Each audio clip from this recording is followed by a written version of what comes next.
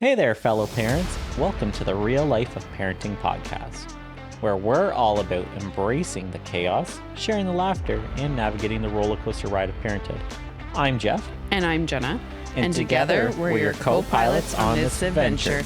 Each episode will dive into the highs and the lows and the hilariously unpredictable moments that make parenting the wild journey it is. So get ready for real stories, genuine conversations, and a few parenting hacks along the way. Whether you're dealing with diaper disasters or celebrating those small victories, we've got your back. So buckle up, hit play, and let's embark on this parenting odyssey together. This is The Real Life of Parenting, where every episode is a reminder that you are not alone in the beautiful chaos of raising little ones.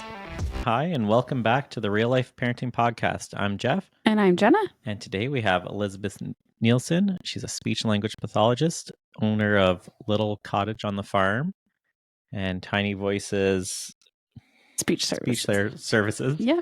And author of the book Utter Chaos, Amusing Adventures with Farm Animals. So, Elizabeth, tell us a little bit about yourself.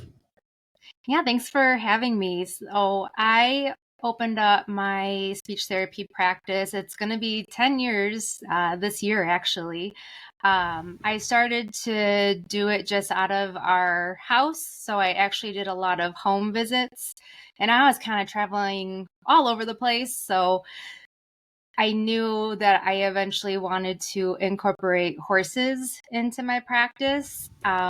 Me and my mom actually became therapeutic horseback riding instructors back when I was an undergrad, because my sister was a student for therapeutic horseback riding, and that kind of motivated me to want to use the horses in my practice. The benefits of using the horses is so good because we're not teaching the kids technically how to ride the horse. We're using the horse's movement to help as like a tool. And so, then I just started looking at property. Me and my husband, we were looking at a lot of property for a couple years to figure out where I can set up my practice and to incorporate the horses.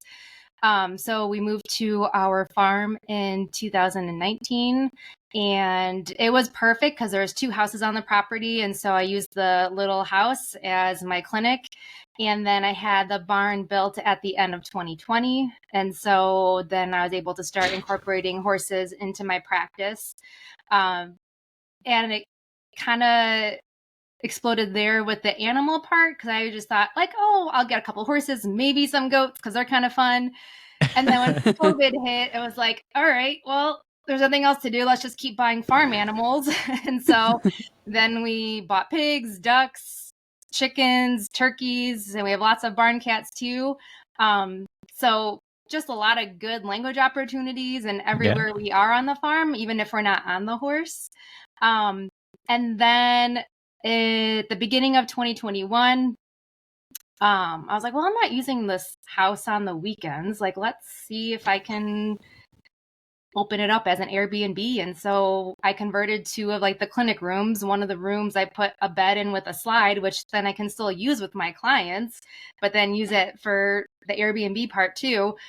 And then within 24 hours of us going live on Airbnb, we started getting bookings right away. And I think it was just a good time too, because it was during COVID. So people weren't really traveling anywhere, and they wanted like some smaller short distances. We're only an hour outside of Chicago. So we're getting a lot of people from the city that wanted to experience the farm life.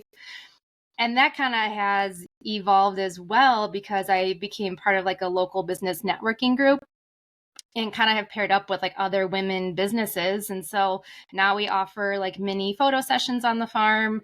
We do a food and wine pairing event with a personal chef in September, and that's a lot of fun. We've done painting classes, candle making classes. We've done Tai Chi classes. So it's kind of like opened up to just the public too in that aspect. So I could just see with the, sorry, I just have to say this, with the wine and cheese tasting events, you'd have to start using some speech language stuff on some of the ones that enjoyed it a little too much. Exactly. Yeah. Slurring their words a little bit. Like, I think I got what you're saying. Right. Yeah, and so then it's just kind of exploded from there with just the little cottage aspect of it. It's been more than just an Airbnb, and we recently had baby goats born, so I've been opening up like goat cuddle sessions on the farm, and that's been very popular. We saw that. I was like, oh my goodness. I think I would benefit from one of those. Right? We'll think Yeah, about and it. like some of the people are just like, this is so therapeutic for me, and so it's just been such a good experience for so many people.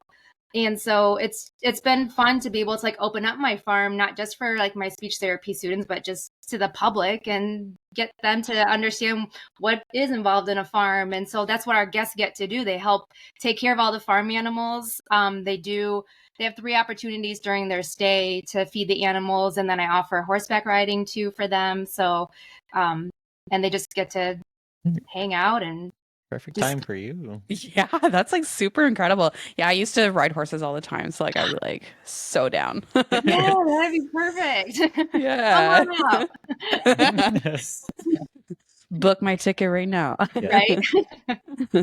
And I must say, like, we have like probably the best sunsets because like where we're at, we're in a really small town, but yet we are like so close to so much. But like we have 360 view of the sky. So like you sit on the back deck and like we have the best sunset views, and like it's just so relaxing just to even be out on the farm. So That's gorgeous. Yeah, it Yeah. sounds really nice. Mm-hmm. Yeah. I'm actually really intrigued to kind of hear about how the horses play a little bit into your program, and what do you call that, and I guess what it Yeah. is. Yeah. So the terminology for that is called hippotherapy, which is Mhm. kind of deceiving a little bit because it's like, well, are you using hippos? Like what's that involved? Yeah.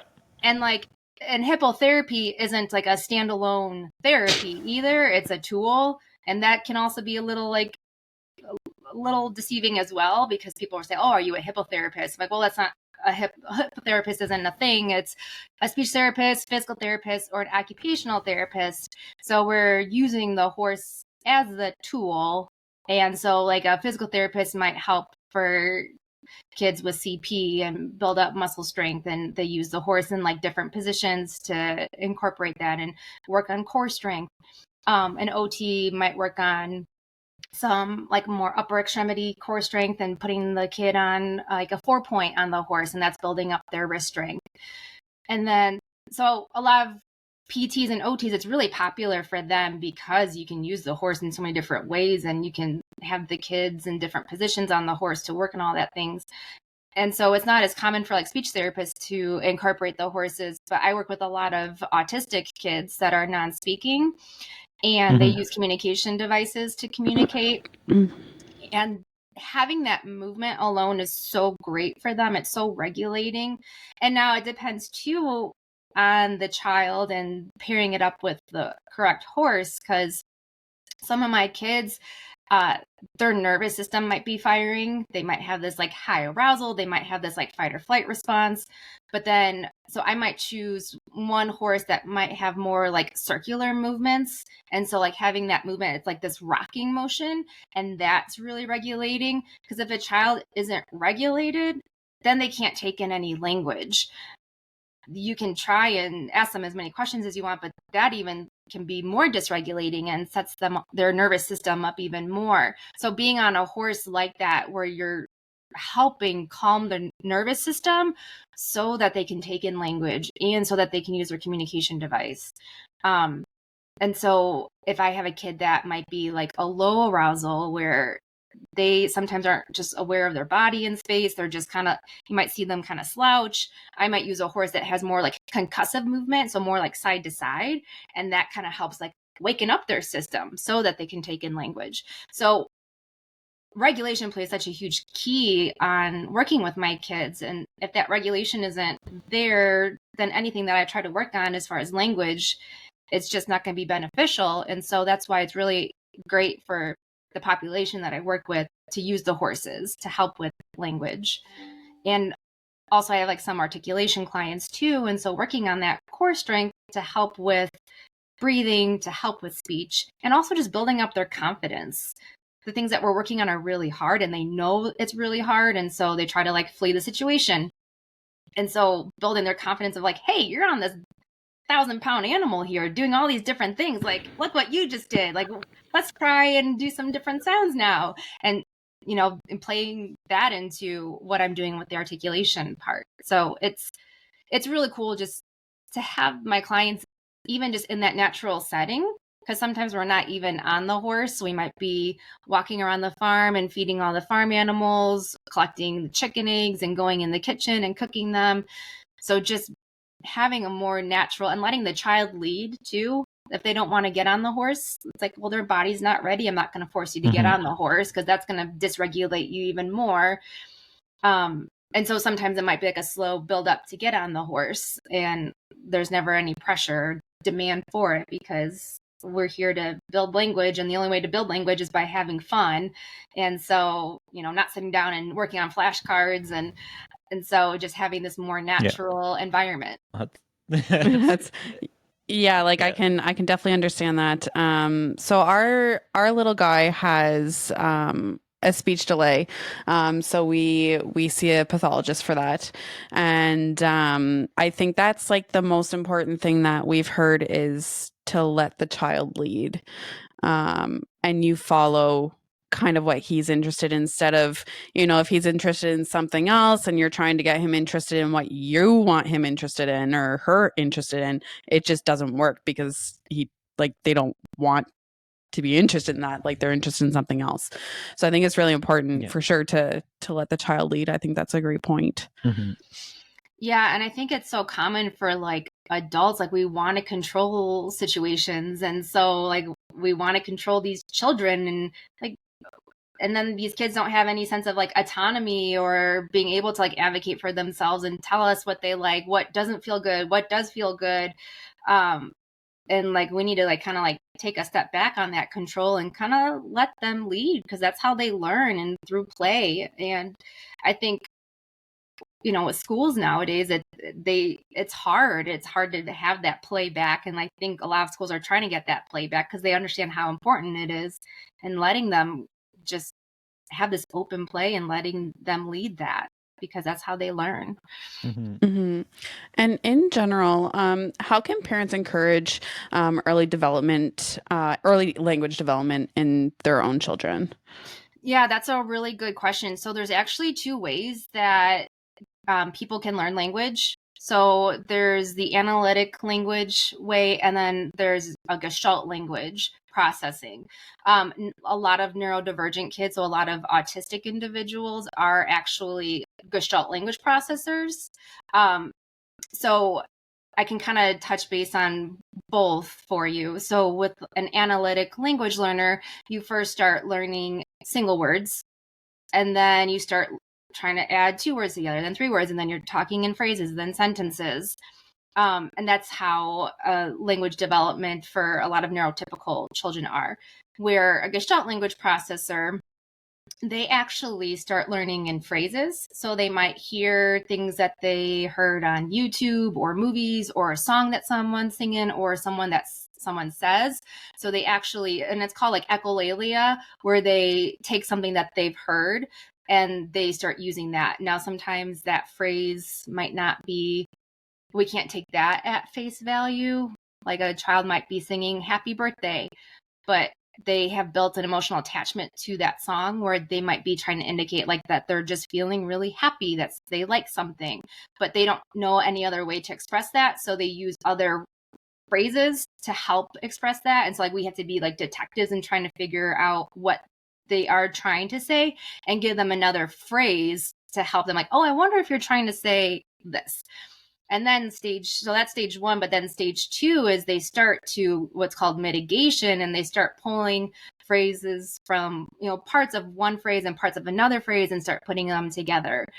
And so it's showing how to be flexible with language. And then stage 3, you're actually at single words. So it's kind of the opposite of analytic language, where you want to build from single words and build up, where with Gestalt language processors, you actually want to get to single words, because then they're able to understand what that single word is.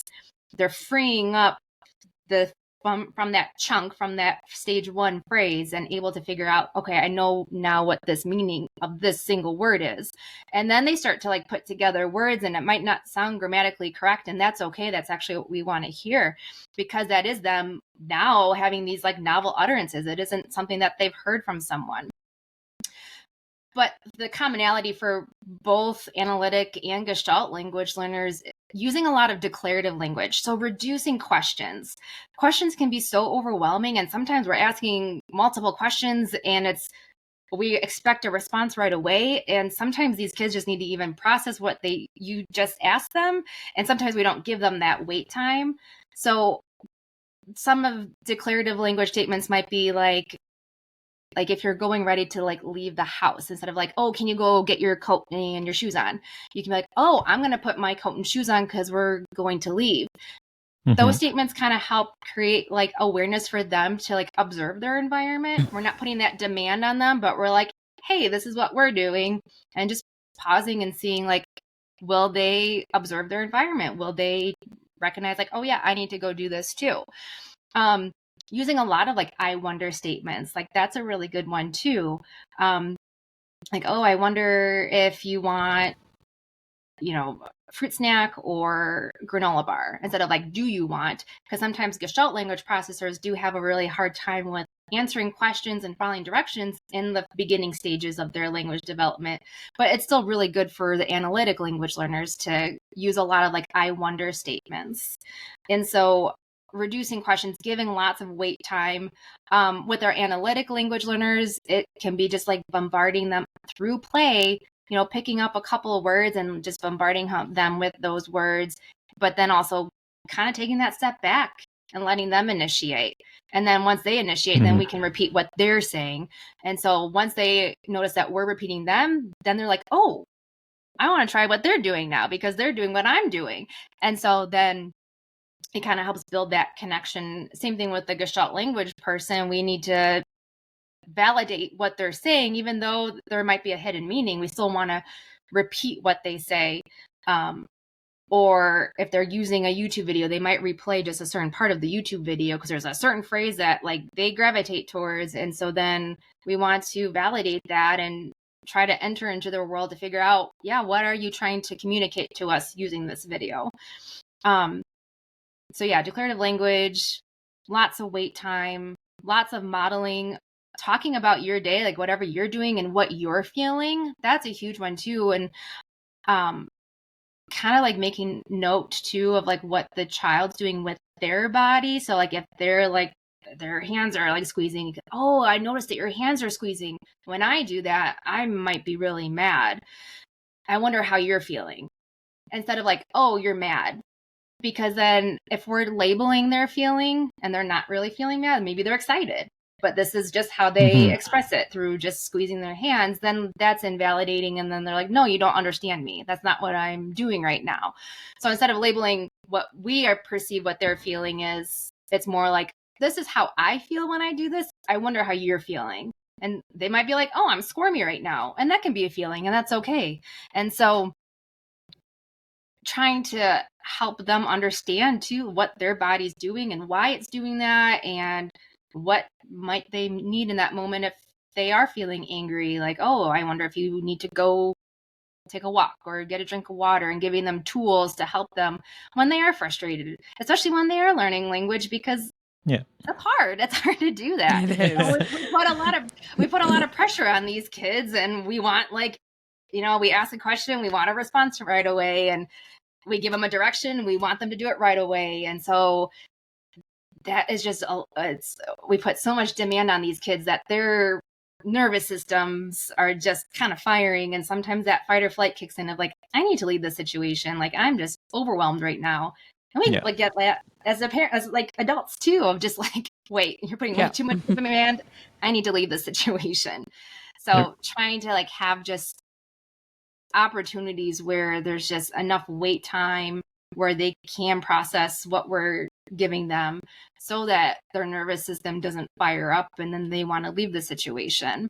It's about building that connection with them. And so they need to trust us and make sure that they know that they're in a safe place. Because if there's too many demands, then sometimes they might not feel safe. Yeah, that's a lot of information there, but Yeah, that's really sorry. I good. kind of like No, I no, tend that's to do that That's fine. great. sometimes. Yeah, a lot of points that you've touched on that we've had to learn dealing with the language delay. With our oldest, he's what is he now?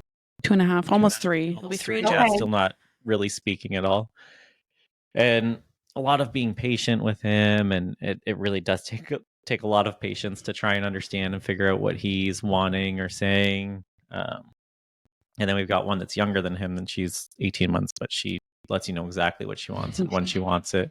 So it's the complete opposite. But whereas him, we've got to be extra patient and like extra engaging and attempting to figure out what he wants. And it's like you can't ask him 100 questions. You can ask him like one or two, and he'll figure it out.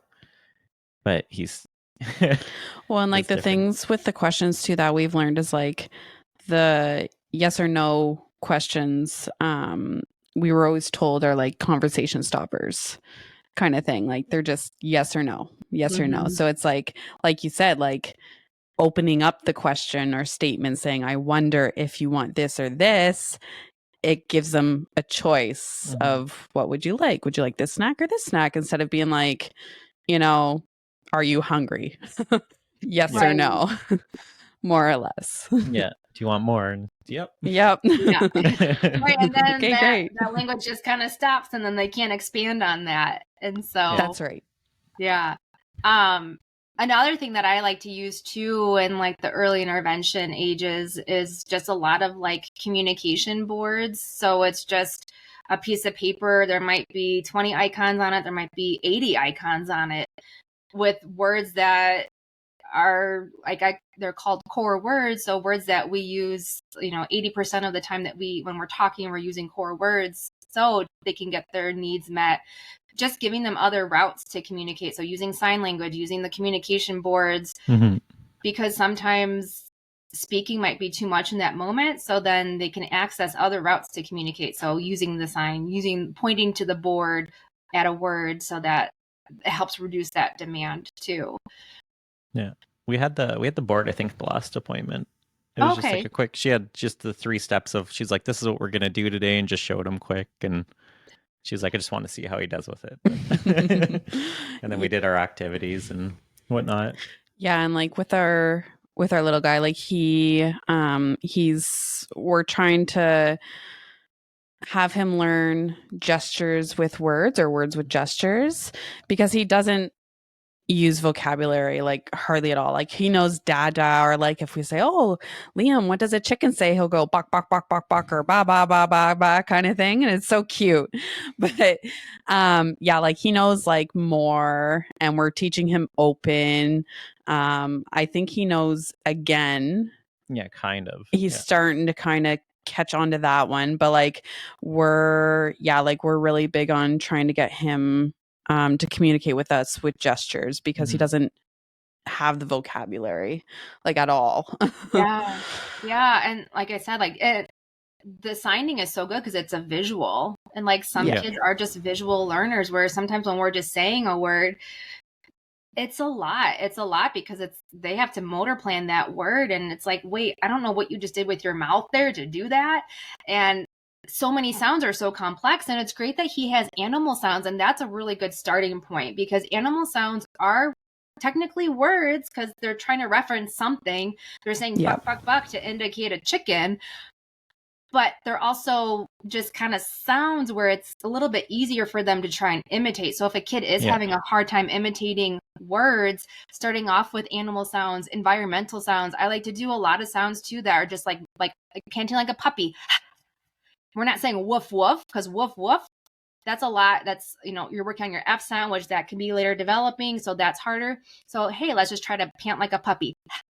Or like woo woo for choo choo, because that ch sound is also later developing. So trying to reduce even the demands on some of those environmental sounds to get them successful. Once you built up their confidence with those sounds, then they're like, yeah, what else can I imitate now? That's cool. Now that I have those. Yeah. That's pretty good. That's some good stuff to know. So I guess our next question here, what are some common red flags that someone maybe early on, maybe they're thinking, should I have my child go to a professional and get assessed? Um, what at what points do you think parents should be kind of aware of that?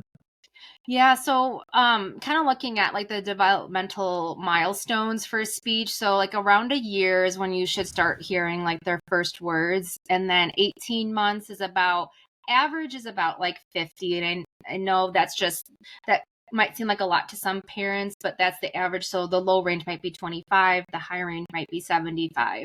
So you want at least, 25 at least by 18 months. I know it's really common for like pediatricians to say like, oh, just wait and see, but really there is no harm in getting an evaluation done and seeing like, yeah, does my child need services? I don't know what the programs look like in Ontario, but in Illinois, we have an early intervention program. And so we have different service coordinators in different areas around the state. They're like the case managers. And then, so you reach out to those case managers to like request an evaluation. And so it's through the state. And so for people that are maybe on Medicaid, it's a free service for them. And so it's like, let's just evaluate and see, if they have a hard Mhm. time with putting together word or two word combinations, by two, that can be really hard too for kids. And so some of that, at two, also like following some like simple directions too. So if we can't understand language, so working on that following directions, then we won't be able to say language. So, if they aren't following those directions or trying to answer questions, that's working on your receptive language, so your understanding of language.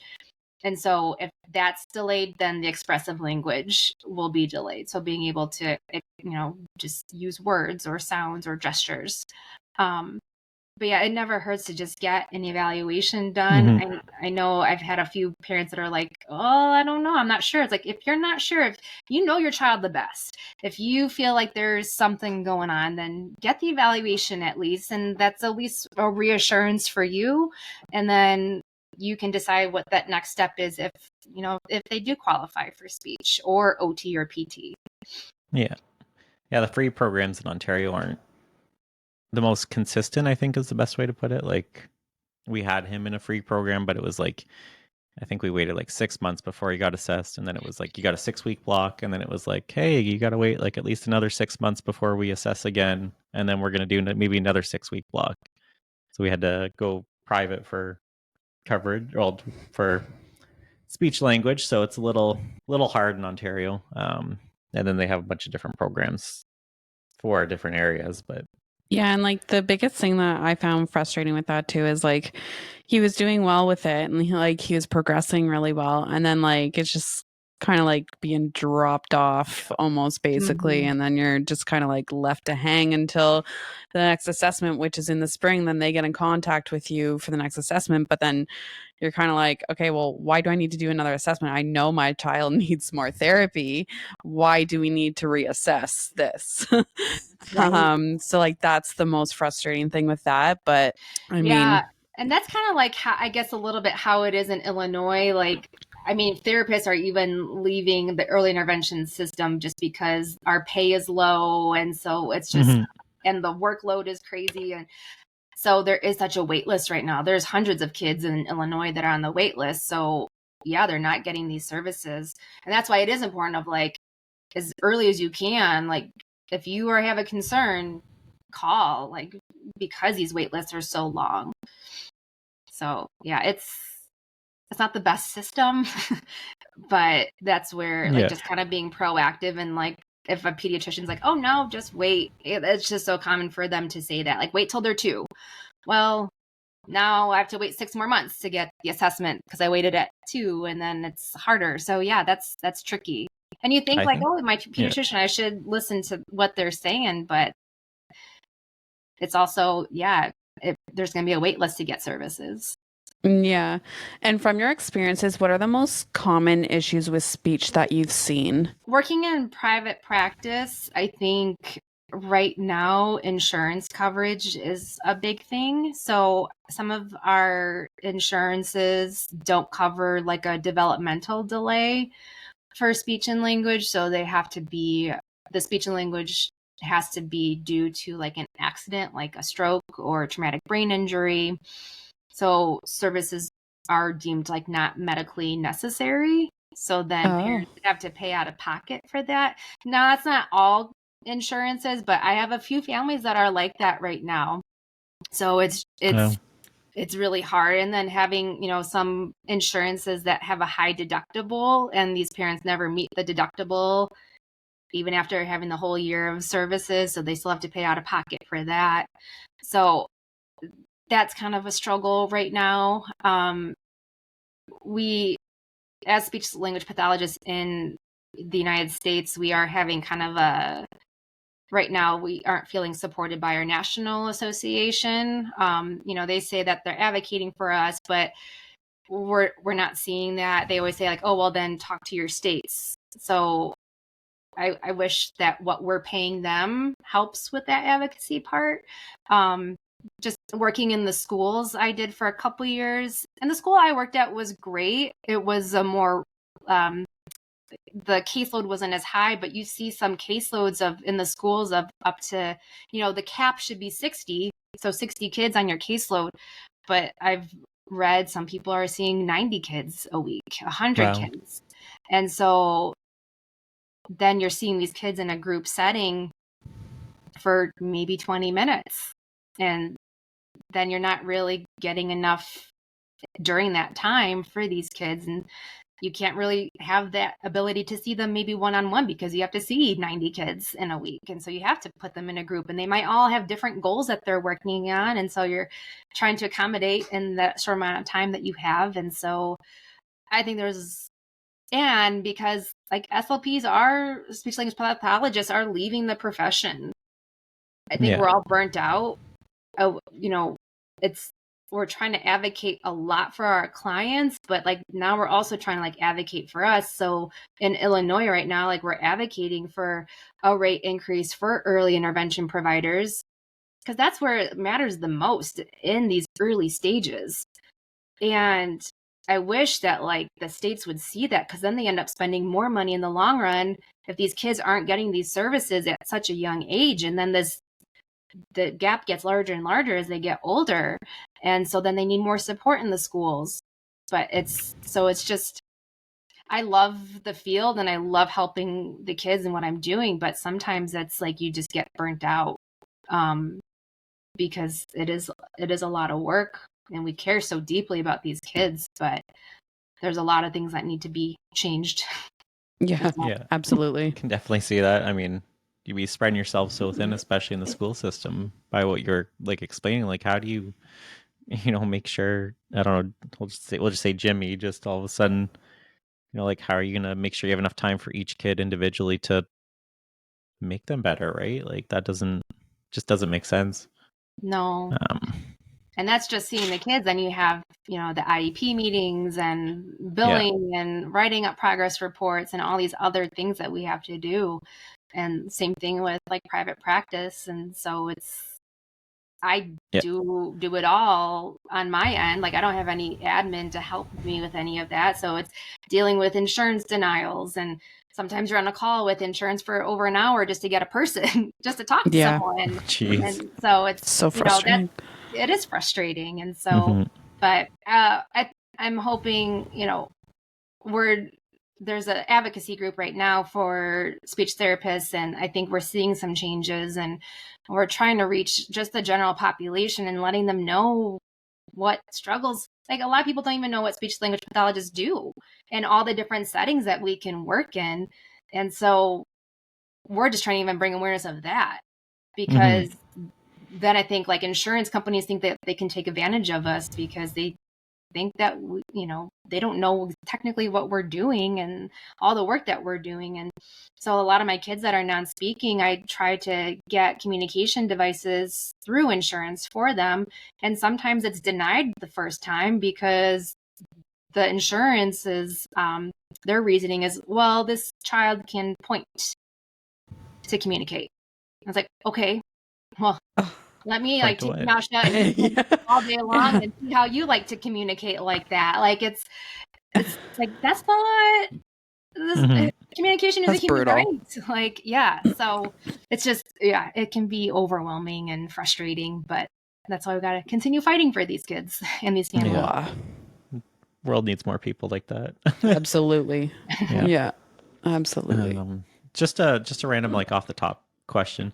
Do you know any percentage of how many children are experiencing speech delays? Like, do you know that sort of No, statistic? that's a good question. I feel like it's increasing every year, just through like reading on like Facebook groups. And even today I saw somebody posting about like, I've never had so many like new meetings, like new like referrals coming in at the end of the school year. Like I have 35 more meetings left at the end of the year.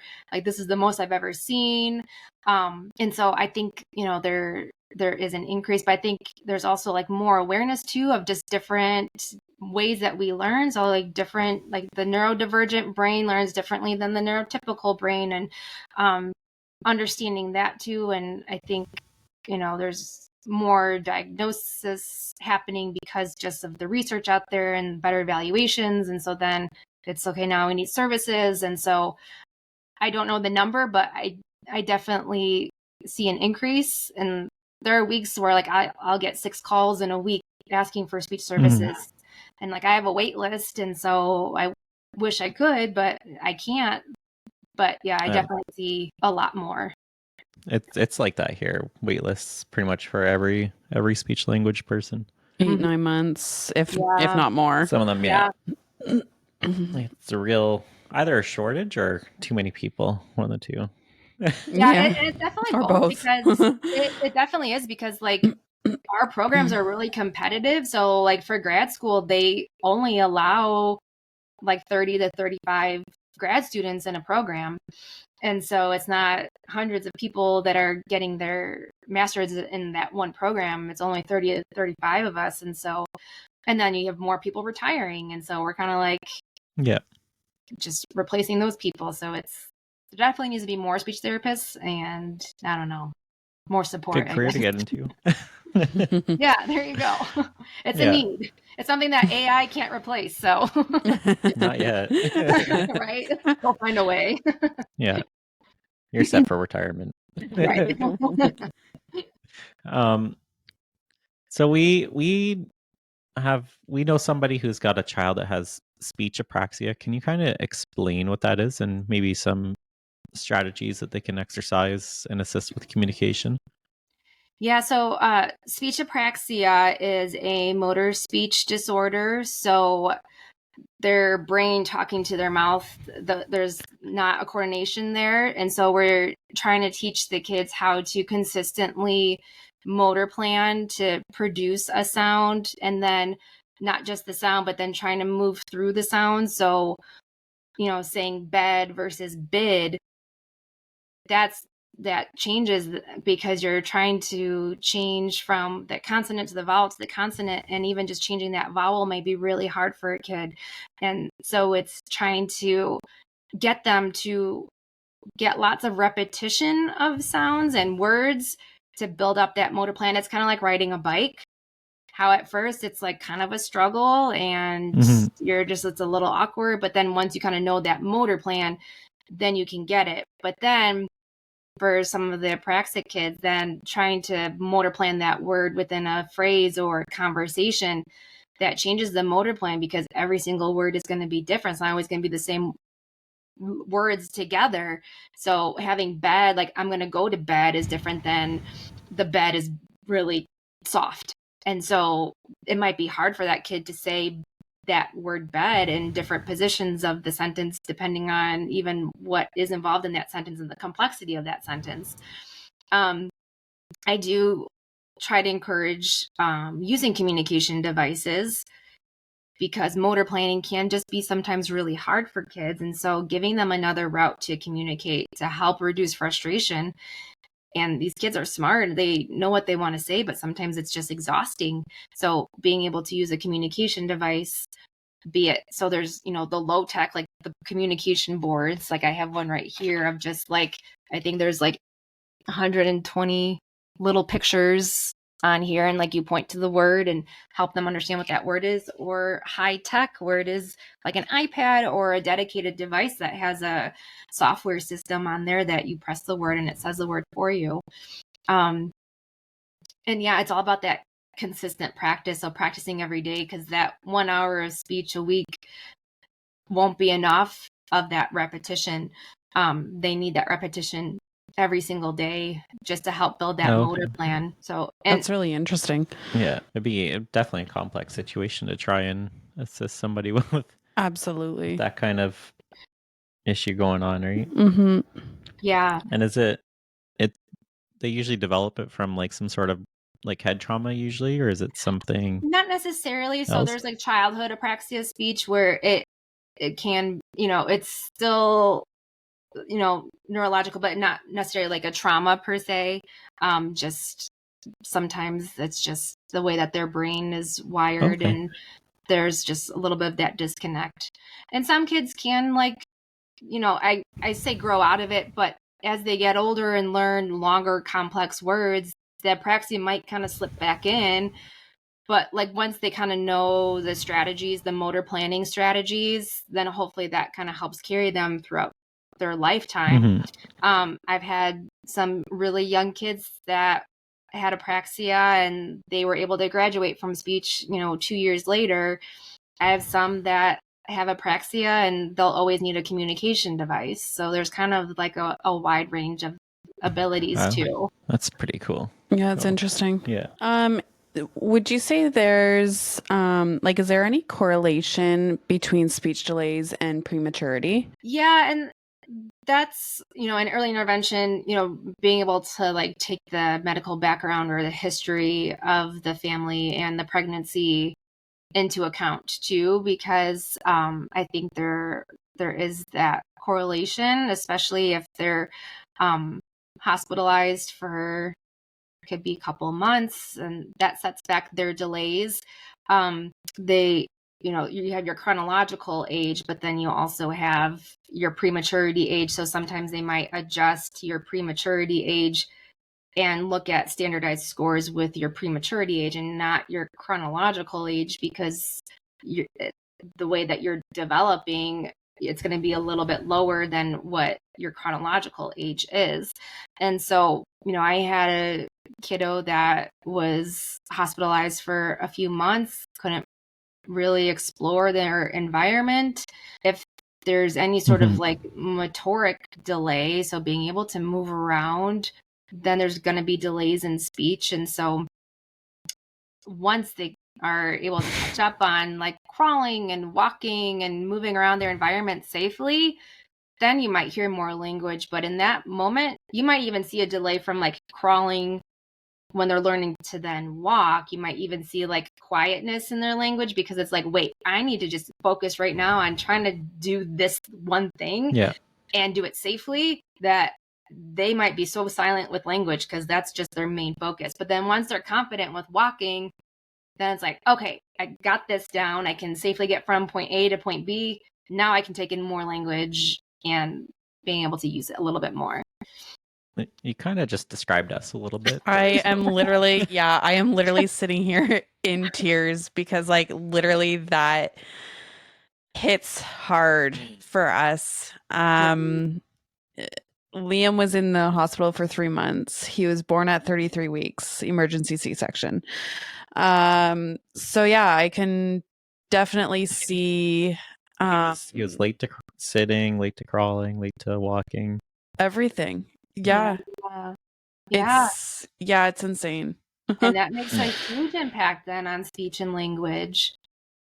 Because if they're not comfortable with big gross motor movements, even jumping, when they start learning how to jump, there might even be just a delay in language there, or climbing, all these different big movements, because speech is a fine motor movement and that takes a lot. So if they're still trying to learn these big gross motor movements, there is going to be a delay, because that's their focus. That's their safety. And if they don't feel safe, they're not going to use that language. And so, yeah, I think, it definitely makes a big impact. And it's funny because you say like they're not going to feel safe. And like we have seen that so much with our little guy, like from, he didn't crawl for like the longest time. He was trying to perfect his standing first before he crawled. And then he just out of the blue started crawling, and we're like, oh, okay. And then with his walking, he took a long time before he took steps unassisted. But we just thought he was just nervous. He didn't like to fall. He hated falling. Yeah. And I think that played a big thing with him, was that he didn't want to fall because he was scared to fall. And that's why he took so long to take those first unassisted steps. Yeah. Yeah, absolutely. Because I mean, falling is scary. And so I can totally see why it's just like, no, I don't want to move to this next thing. Like my body doesn't feel safe.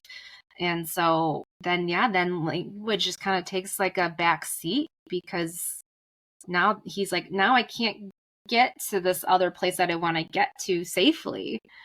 So that's got to be so tough. It's got to be tough for you guys to see that, like wanting it for him, but knowing that he is scared. So it's like, how much do I push on this? And so, yeah, that's really hard. Yeah. And it's like, you can only push them so far until they, before they start regressing. And I mean, you don't want that either. No, he just gets frustrated and he's like, no. Yeah, you don't want to get to that breaking point of just like complete frustration and then just like shutting down. Yeah. And that's how it is for speech too. If we're putting such a demand on it, then they're just going to like walk away, because it's just like, this is hard for me. And they can't express that it's hard. And they can't express how they're feeling. And so that's where giving like visuals and gestures and other ways to communicate, just to help them through just a hard time that they're going through. Because their brain is just trying to learn so much in such a short time during this really important time. So yeah, and like we've found with Liam, like before we were dealing with 25-minute, maybe even 30 sometimes tantrums, because he's trying to communicate somehow with us, and we just weren't understanding why he was getting upset, or we thought maybe we were acknowledging him, but we weren't acknowledging the way he wanted to be acknowledged for why he was frustrated, why he was mad. And like it was just such a vicious circle with him. And then basically like we were just told you have to be on his level. Like you have to be in front of him. Like don't stand above him, because he's intimidated, first of all, and he's going to shut down and get frustrated. And like that was like the biggest key with us, was like, you need to be eye level and you need to acknowledge why he's frustrated. And I think his tantrums went from like, the 30 minutes or whatever to like 5 to 10 minutes maybe. Like not even like significant change. It was a huge change. Yeah. Yeah. And that's good. And there's a really good book. It's called Calm the Chaos. And it's kind of like eye-opening in some ways, because, every book that I read now is just like touching base on like our fight or flight response, and how us as adults, like we were never really taught how to control our fight or flight response. When something was wrong, it was always like, oh, you're fine, you're okay, stop crying.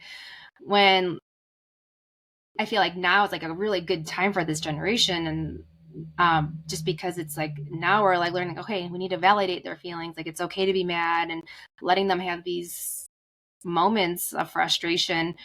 And then teaching them how to manage their fight or flight response. Like, okay, I see this. I wonder how you're feeling. What do you need?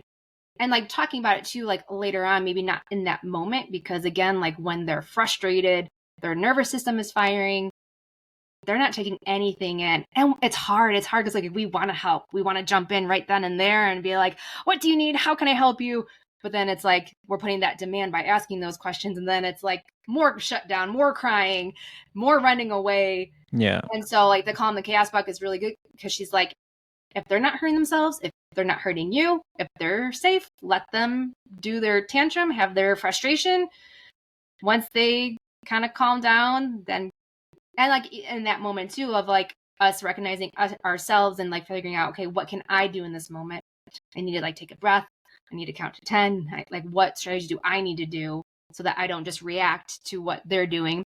Because dysregulation is contagious. So if they're dysregulated, we're going to be dysregulated. And then sometimes it just kind of escalates. So trying to figure out ways to help us where that co-regulation exists, where if they're up here, then we have to try to be down here so that we can eventually meet in the middle so that they become more regulated.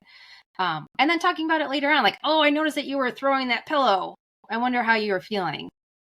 I wonder why you were feeling that way. What can I do to help you? And then talking about it and giving them, I like to say, like tools, like, okay, let's look at your toolbox. What tools can you do right? Like when you're in that moment, like, do you need to drink a water? Do you need to go for a walk?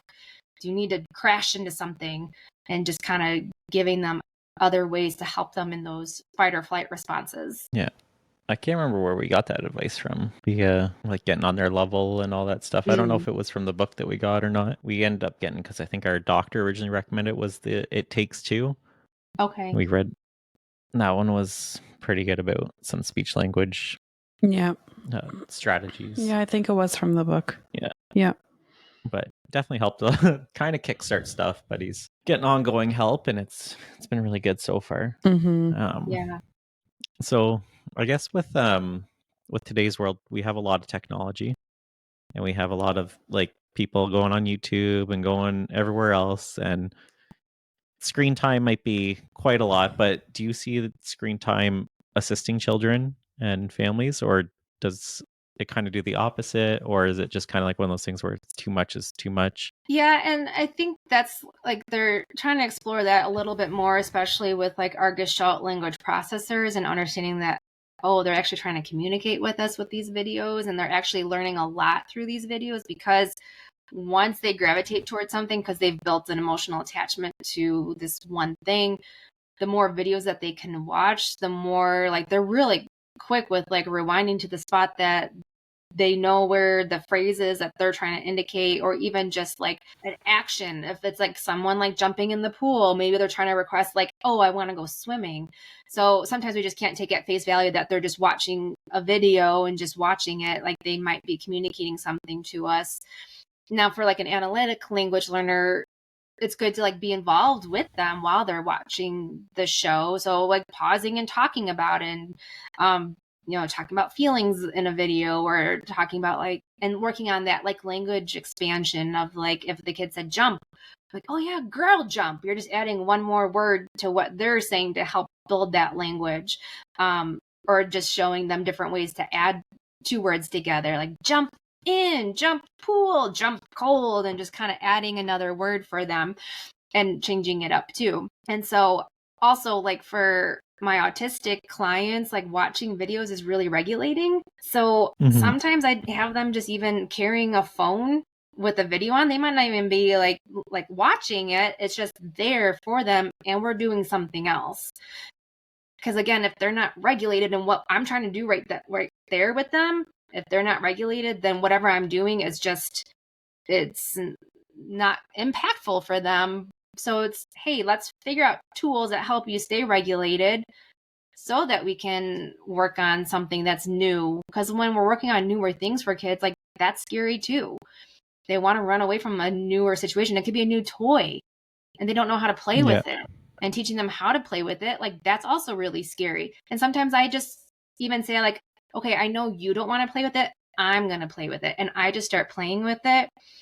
Again, it's reducing that demand. And then it kind of like invites them if they want to. And sometimes they do. And then they like it. And then they know they like it so that they come back to it the next time.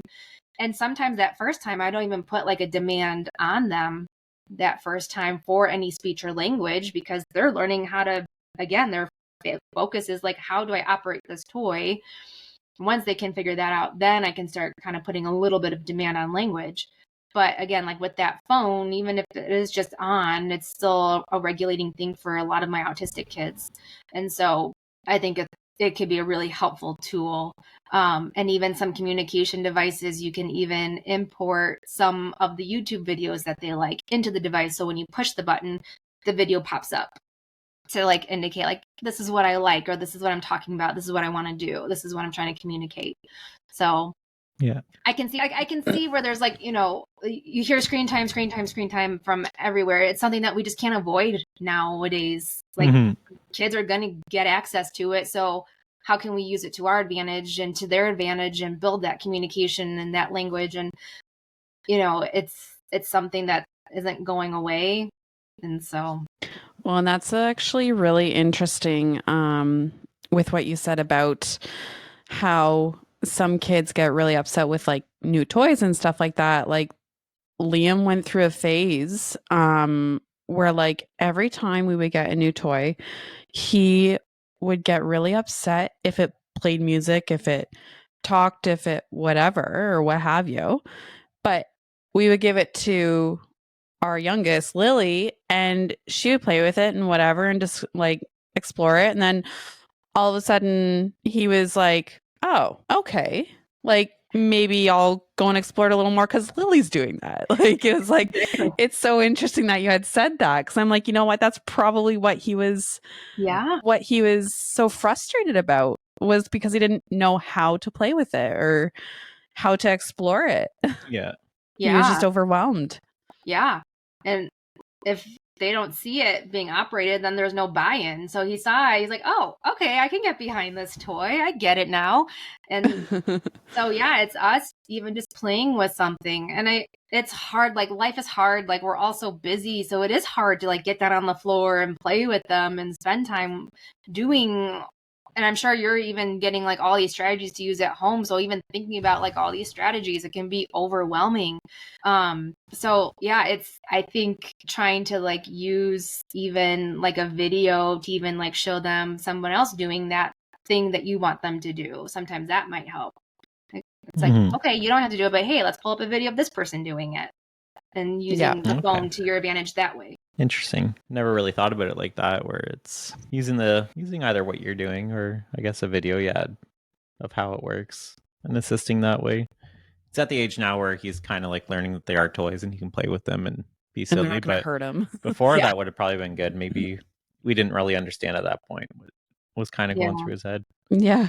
Yeah. You're like, why are you getting so mad? Like these are new toys. Like one was like it looked like a cell phone with buttons on it, and he got angry that he just lost it the second it started making noise, and I'm like, okay, like you usually like your new toys, right? So we got just a couple quick more questions for you. So, are there any resources or apps that you recommend for parents for children that have any sort of speech delays, or maybe to help even with early learning development? I know Pathways is a really good one. Let me see what their handle is on Instagram. But it's like pathways.org. They go through. So it's pathways.org. ORG is their handle on Instagram. So it's free resources for just development in general. So it's speech, physical, occupational. They sometimes will highlight a month and like, this is what a child can do. So that's a really good resource. There's a couple of good podcasts that I like to listen to. And because I work with a lot of neurodivergent kids, I listen to a lot of neurodivergent affirming podcasts. So Two Sides of the Spectrum is really good.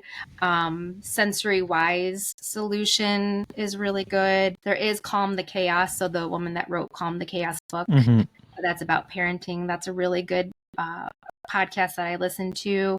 I'm trying to scroll through right now, and I have so many podcasts that it's hard to keep track of all of them. Beautifully Complex. Navigating Neurodiverse Parenting. That's another really good one. So yeah, a couple of good podcasts that I listen to. And then if parents are kind of thinking that their kid is a Gestalt language processor, so sometimes these kids just might be having like vocalizations that are completely unintelligible, or they gravitate towards like intonation, so like really high like rich intonation. Sometimes they might like they might be saying something with really rich intonation, and again, it's something that they have heard from and they're trying to imitate that same intonation. So if they're, replaying certain parts in YouTube clips, or they just are repeating everything. Now it's common for like analytic language learners to repeat, because that's how you learn language. But if you see that your child is repeating the same phrases over and over in the same intonation every single time, so that's that part of that Gestalt language processing. Meaningful Speech is a good Instagram account to go over all the Gestalt language processing and strategies to work on at home, and just going through that development. And this Gestalt language processing has been around for about 10 years, but it's been kind of exploding the last couple of years. So there's still a lot of like speech therapists too that don't even really know about it. And so they're still treating the Gestalt language processor as an analytic language learner. And so it is two different therapies for both. So that's another good one if you want to learn more about the Gestalt language. Might be something to actually read about. Yeah. Just his go-to thing was just going for everything. Just, okay. That was it. Yeah. That was for the longest time. So yeah, and like what the other pathologist had explained to us is that he thinks that he's saying the word perfectly in his mind, and we're just not understanding what he's saying, basically. Right. So he's saying it perfectly correctly, and then we're saying, like dog, like we're kind of trying to associate his but it's actually dog, buddy. Like, yeah. But yeah, like I think that was like a really good point where she had made. Yeah. Like the is like, that's him saying this word perfectly and we're not understanding him. Yeah. And he doesn't recognize that. He's like, Mom, I'm telling you, like, why aren't you understanding me? And then that's where that frustration comes in. Yeah, and it's hard at that age too for them to even listen to themselves, even for some of my older like articulation kids too, that they can't even hear the error in themselves. And even if I make a mistake, sometimes they can't even hear it in me. So it's like creating that awareness for them. But it's really hard at 2.5, 3 years of age to like build that understanding of like, oh, listen to yourself. Do you hear that? And it's a hard skill to teach kids. So absolutely. But anyways, we have a couple little little questions. I think that pretty much ends it for most of the interview here. But yeah, a couple little fun questions that we'd like to ask. Yeah. You want to go first? Sure. What would you do if you won the lottery? Oh gosh, if I won the lottery. I feel like I have like so many dreams and so many things that I want to do. I mean, I would still continue. Goats. Yeah, more goats. More goats. I honestly was gonna say like buy monkeys, because monkeys have been a passion of mine, and so I think I would still work as a speech therapist, but yeah, maybe kind of just like expanding on like I would love to like open up my own school. Like that's kind of a dream of mine. So like having that ability to open up a school for more divergent learners, because school just isn't set up for that type of learning. But for like fun stuff, I think I love Sedona, Arizona, so I would like definitely buy property down there. Me and my husband love to go rock climbing, so like just travel and rock climb, I think would just be something that we would do. So cool. And then I guess where do you see yourself in 5 years? Hopefully still doing this gig. I would like to hire a few other speech therapists. I did just hire another one just part-time, but I would like to like hire a couple of more full-time speech therapists, just because the wait list is so big. Maybe like to see more of like what we do on the farm too. I am kind of open to like having weddings on the farm. I think that would be really cool. Yeah, kind of like on both the farm part and the speech therapy part, kind of expanding a little bit on both. I hope that all that goes well for you. Yeah. Yeah, it sounds awesome. And for our listeners at home, where can they all find out more about you? So I'm on Instagram. I have 3 Instagram accounts. So tiny_voice_therapy is for speech therapy. Little Cottage on the Farm is the Airbnb, and Utter Chaos Book is the my book, my children's book. And then you can find me at tinyvoicetherapy.com. You can find me on Facebook too, Tiny Voice Therapy and Little Cottage on the Farm. Awesome. I think that's going to do it for us today. We really appreciate talking to you. So as always, I'm Jeff. And I'm Jenna. And this is the Real Life Parenting Podcast.